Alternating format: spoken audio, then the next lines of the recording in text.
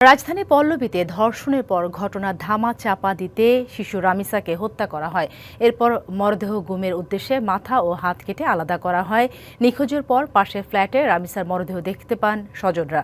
মূল অভিযুক্ত সোহেল রানা পালিয়ে গেলেও হত্যাকাণ্ডের 7 ঘণ্টার মধ্যে তাকে এবং তার সহযোগী স্ত্রী স্বপ্না আক্তারকে গ্রেপ্তার করে পুলিশ। বিকেলে আদালতে স্বীকারোক্তিমূলক জবানবন্দি দেন সোহেল রানা।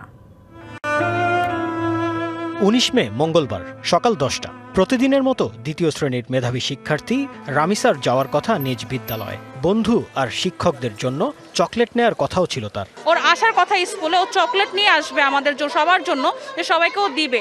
ও খুব মিশুক প্রকৃতির একটা স্টুডেন্ট ছিল, কিন্তু ওর যেরকম এরকম একটা হত্যা হবে এটা আসলে আমরা খুবই আনএক্সপেক্টেড আমাদের জন্য। তবে পাশের ফ্ল্যাটেরই ঘাতক সোহেল রানার পৈশাচিকতায় চিরতরে নিভে যায় 7 বছরের ছোট্ট এ প্রাণ। স্কুলের পরিবর্তে শিশু রামিসার স্থান হয় সোহরাওয়ার্দী হাসপাতালের মর্গে। পাশের ফ্ল্যাটে দরজা ধাক্কা দিয়েছিল, তখন ওর পায়ের স্যান্ডেল দেখে যে একটা আছে আরেকটা নাই। এই পরে দরজা ধাক্কি করার পরে যখন না খুলতেছে তখন এই দরজা ভেঙে আমরা ভিতরে প্রবেশ করি এবং দেখি। চাঞ্চল্যকর এই হত্যাকাণ্ডের পর সামনে আসে স্থানীয়দের নিরাপত্তার বিষয়টি। এলাকাবাসীর দাবি, নিয়ম বহির্ভূত সিএনজি গ্যারেজ আর ব্যবসা প্রতিষ্ঠান থাকায় প্রতিনিয়তই ব্যাহত হচ্ছে নাগরিক সুবিধা। আর এসব গ্যারেজ ঘিরে সকাল বিকাল নিয়ম করে বসছে মাদকের হাট। সকাল হবে পাখির গুঞ্জনে, আমার সকাল হয় গালি দিয়ে, সিএনজি অটো রিকশার গালিতে, রিকশাওয়ালাদের গালিতে। ভালো ভালো ক্লাস সোসাইটি মেনটেন করে, ওরা এখানে মাদক কিনছে। শাস্তি চাই, ওরা আমাদের হাতে তুলে দেন, আমরা মারব।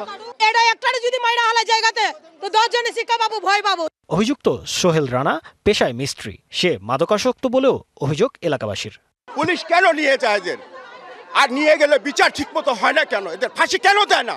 ঈদ আসবে, সাথে ক্যাশব্যাকও আসবে। নিজের বা প্রিয়জনের জন্য কেনাকাটায় এবারও নগদ পেমেন্টে পাচ্ছেন দারুণ ক্যাশব্যাক। তাই যাই কিনুন, পেমেন্ট করুন নগদে।